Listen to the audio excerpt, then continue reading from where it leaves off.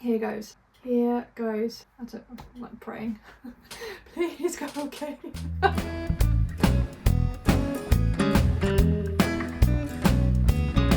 Hi guys, welcome. I'm Trudy and I'm the creator behind the soon-to-be small business Mittel and Me. So you might notice that I said soon to be. I'm in the very early stages of setting up my business and I thought it would be great to share and document my journey. I'm only 3 weeks in, so I've not yet created any of the products that I want to sell.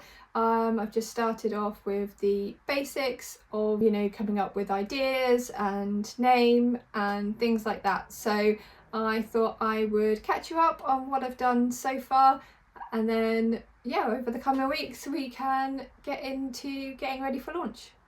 So for my small business, I want to sell small handmade items that are going to be sewn by myself, and they're going to be things like accessories and small apparel items that are for dogs and also for humans.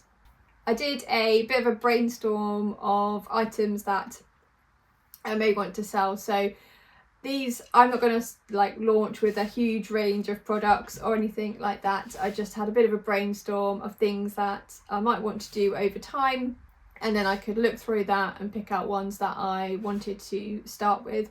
So some of them are more seasonally appropriate. So for example, one of the items is like a neck warmer cowl for a human. Sounds weird saying human for a person.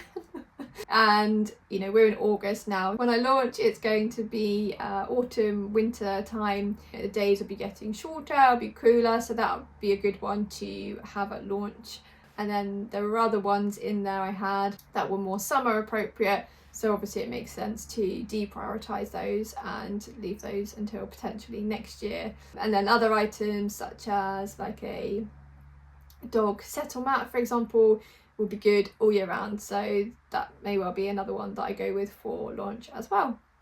When thinking about a name, I knew that I wanted something short and snappy, and I didn't want it to focus on like a particular thing. So say like part of my business is going to be making accessories for dogs, and I didn't want to, for example, use a name that referenced dogs or was like a dog pun or something like that, because I wanted to give myself a little bit of room for movement if I do want to branch out or do slightly different items. So I wanted to keep it relatively generic in that sense. Like I say, my small business is going to be called Mittel and Me, so very creatively the way I came up with the name is our dog is called Mittel, and then there's me doing the creating, so that's where the name Mittel and Me came from.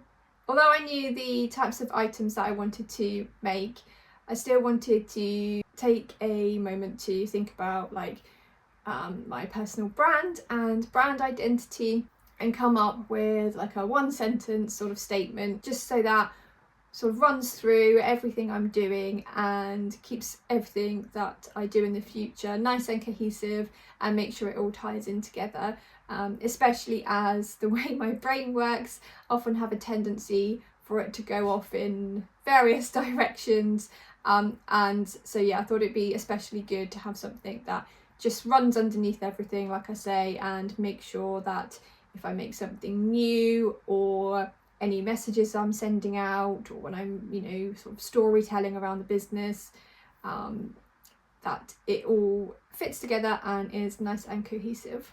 So the sentence that I came up with for my personal brand, and this primarily is just for myself, it may not appear anywhere, or a version of it might appear somewhere in the future, but it is sewist and crafter, creating goods for hound and human, inspired by van life and the great outdoors.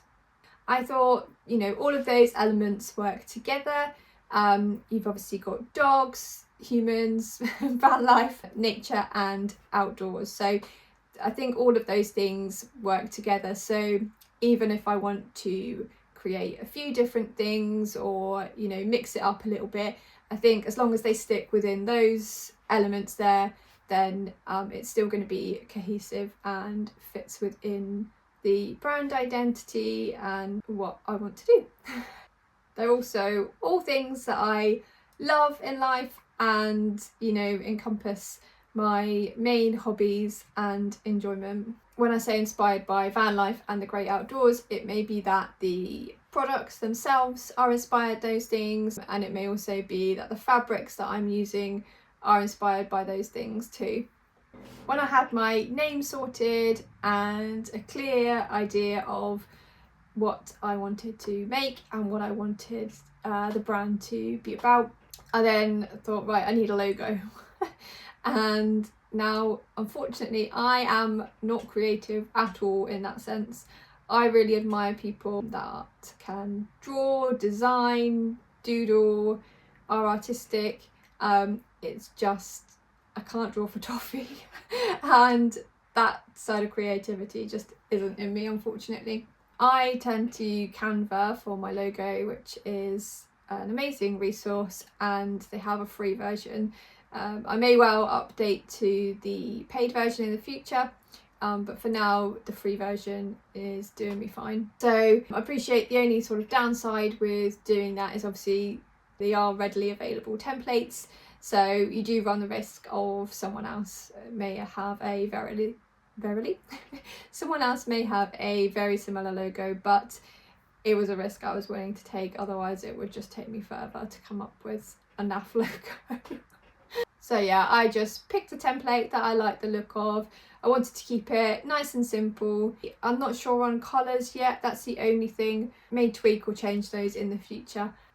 Also on Canva, I started to take a look at packaging elements I might need, so things like sticker designs, thank you cards, business cards, that kind of thing. So I've just got those as drafts at the minute on Canva, and then I can go back in, tweak them as I think of any changes I want to make or ideas I have, and then they'll be ready then to order when I need to. In terms of selling platform, I'd love to have a Shopify website one day, but like I say, I've not yet even got a product to sell, so there's no point me setting that up. And I'd also probably wait a little bit further down the line before I look to do Shopify as well. I think initially I will start with Etsy. Obviously, I know there are downsides to Etsy in terms of fees and things like that, but also, you know, you've got obviously an audience there that are searching for products. So hopefully, fingers crossed, mine will be some of the ones that come up when people are searching for things. So yeah, I'm just gonna go with Etsy to start with and see how it goes. I'll probably also look to do some local craft fairs. I need to do a little bit of research into that in terms of the types of markets that we've got, and you know, which ones have good attendance or the type of stalls that are at them, things like that. So I need to go along to a few and scope them out and see which ones I might like to try vending at. Then I thought I would set up the socials that I knew I wanted to use. So the main two that I want to use is obviously YouTube being one, and then Instagram being the other. So at the time of filming, I haven't posted anything on socials. Obviously when you're watching this will be on YouTube. But at the time of filming, I haven't posted anything. I just wanted to get them set up, make sure the name was available, and yeah, so then they're good to go when I do want to post something. So I set up a Mittel and Me email account and then use that to create the socials. There may be other socials that I set up in the future, but for now I've just gone with those two. Then I needed to make sure I've got the right equipment and supplies to be able to get started creating products that I want to create. So I sew as a hobby, but primarily dressmaking. So the fabrics that I currently have are for dressmaking. So they're different to the types of fabrics that I will be wanting to use to create the items that I now want to do for Mittel and Me. Like I say, I already sew, so I do have a sewing machine, so I don't have that initial cost for the machine, so that's good. But I do need to get, or I did need to get, I've now ordered, and most of it's arrived, some fabric that I want to use. I've started off quite small, so you know, I've ordered a metre or 2 meters of fabric depending on what it is.